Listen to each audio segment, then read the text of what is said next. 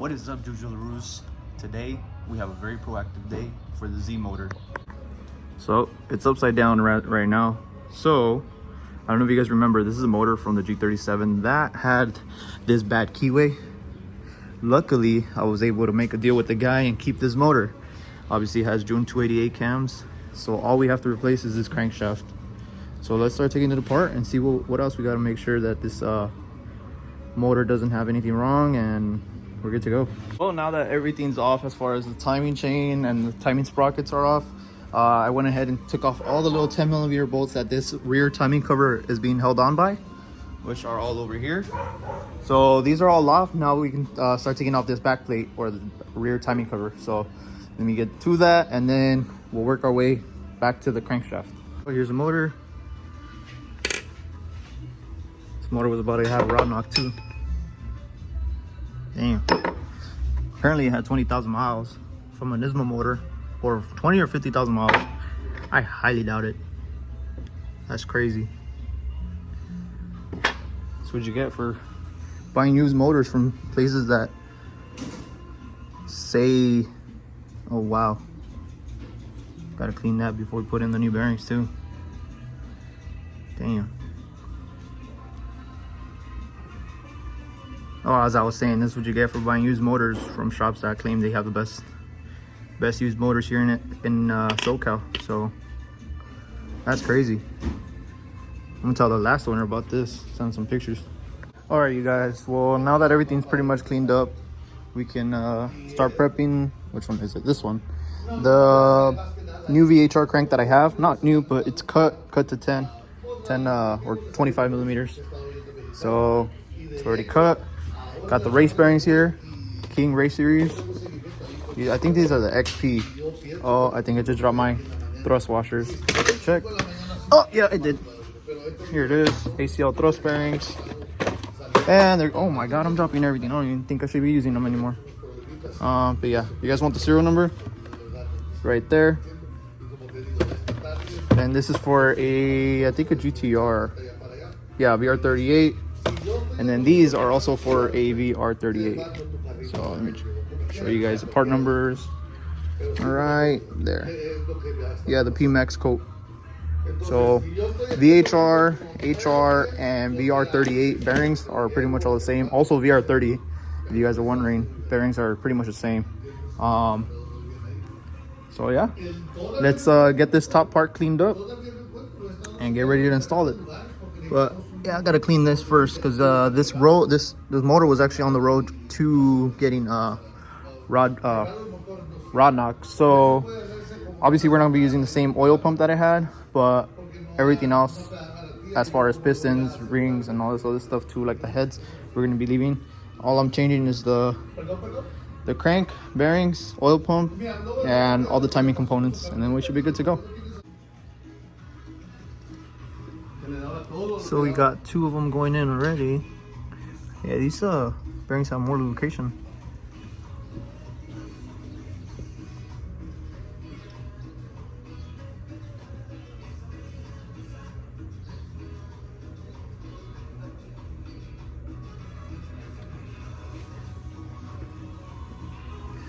Hell yeah. This looks so much better than the original ones.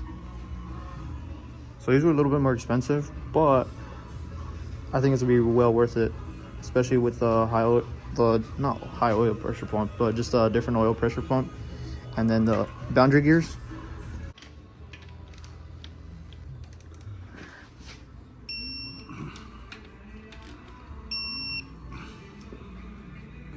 Eso ya está. Faltan estos. Okay. All right, you guys. Well, my pops already torqued everything down, and everything's pretty much ready to go. So now we can start slapping on the top oil pan, rear timing cover, and finish her up so we can throw this bad boy in maybe this week. So let's finish her up. All right, guys. Now at the bottom or the upper oil pan is done. Baffles are in. Oil pump is on. We can go ahead and turn this motor, put the rear timing cover on, timing components, finish her up. The hard part is going to be turning this. I hate turning these motors in these stands, but whatever. Well, rear timing cover is on. All the RTV is on. Liquid silicone from Nissan. Now I just got to finish up the timing and put the front timing cover on, which the front timing cover, I should probably wait, but I can clean it while it's on there. So that doesn't really worry me. So let me finish her up as far as the timing components. We should be good to go. Well, it was the wifey's idea to actually get this type of view of recording me. So I guess we're gonna give it a shot. And then I know I'm gonna get judged by using a hammer, but oh what? The reason I'm using a hammer is because the keyway's a little chipped, so but other than that, it should be fine. It has lube. I'm obviously gonna double check the keyway after this. See, it just pops right in. A little nick right there. But that's fine. It's my motor. I don't care. If it blows, it blows, right? Yeah, this is the other part I don't remember. I use these on the right side. Give me a second. Let me go check, double check that other motor. If it says left on that side, okay, cool. So right now what I'm going to be doing is putting the VDC sprockets for the cams. After that's done, then we can go ahead and put on the actual timing chain. And should be done with the timing assembly, then we can go ahead and seal her up. Pretty much what I'm doing right now before I actually start setting the timing chain with the timing sprockets and the crankshaft is I'm setting aside the actual timing tensioner. So I just use a press. Hold this little lever back, press it in, and then just put a little pin. You can use a paper clip or a thumbtack and just hold it in because you're gonna need it. You're gonna need it pressed in. So, let me get the camera over here. Pretty much the chain, self-explanatory. It even has marks for you to go guide yourself off of. The little yellow ones are for the timing sprockets, and then the orange one is gonna be for the timing crank. For the timing crank sprocket. So in order to get this lined up right here, we can go a little bit in. This little line right here is gonna go in with this little nipple right here on the timing cover. That's fine. And we'll adjust it from there because I need the extra slack. Actually, I did it the wrong way. We'll bring this bad boy down here. Don't be scared if these flicker all the way down. I'll probably do it on purpose right now so you guys can see. So I need the extra slack for the timing crank down here. I don't think it's gonna give me the slack. Let me just take it off completely.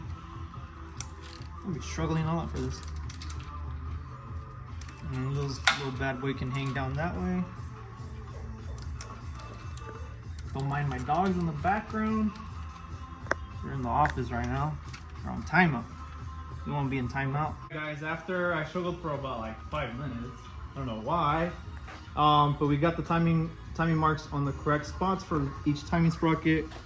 Yellow, and then the little orange one. It's a little tab. It's gonna be hard for you guys to see, but you guys can feel it also with your nail. It's gonna be right down there. So we can go ahead and start putting all the plastic guides. As far as the top one, then the VHRs use a secondary one down here, which is right here. Slide that bad boy underneath. These are 12 millimeters. Everything else is 10 millimeters. And pretty much it for this one.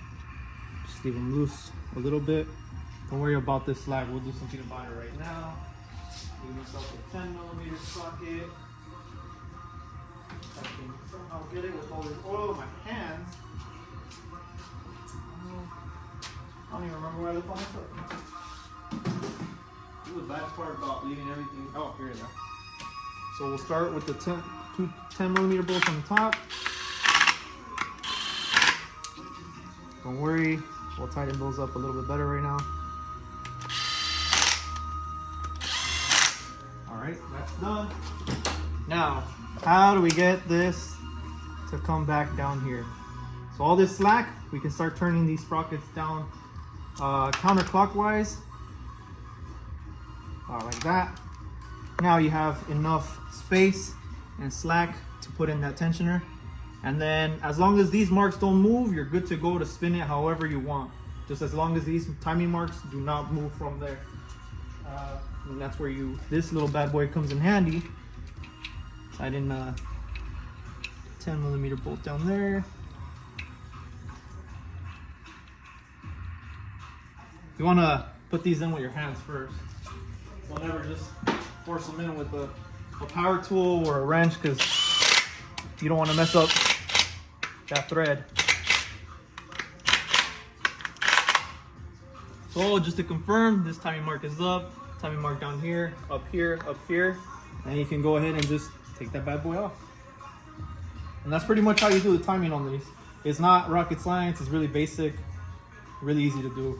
I learned off based on YouTube. I did it on my 350Z HR the first time. Then after that, I just pretty self-explanatory. And then I caught on to it pretty fast. So yeah, it just takes time, and make sure you got the marks on the same spots. As long as they're on the same sprocket hole, you can turn, do whatever you want. Just make sure at the end of your whole job or whatever you're doing, that these are on the right spot. But that's how you do it. All right, guys, I'm gonna end it here only because I totally forgot I ran out of the liquid RTV that we're supposed to be using on these Nissans. I like to use it personally. It doesn't need to be this liquid RTV or this RTV. I just like to use it only because it says Nissan. Nissan on Nissan always works, right? Right?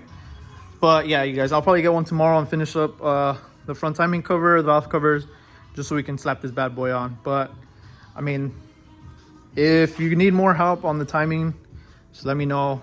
I'll make an even more detailed video on it. This is just a little quick glance about how I do it. But yeah, so just to get oh, by the way, these are the JUN 288 cams that this motor already had. In good condition, not gonna lie. So yeah, so racing bearings in the bottom, boundary oil pump gears, then obviously JUN 288 cams, and then all the other full bolt-ons. I'm very interested to see how much power this car's gonna make. I don't have my hopes up too much. I'm not gonna see 400 horsepower. I mean, probably to the crank, yeah, but not to the wheel. All right, Jujularus, I'll catch you guys on the next one. Don't forget to like, comment, and subscribe. I'm really excited to hear how this motor's gonna sound with these 288 cams and all the other mods that I have. I know it's not gonna sound like a V8, obviously, but really excited. Catch you guys on the next one. Peace.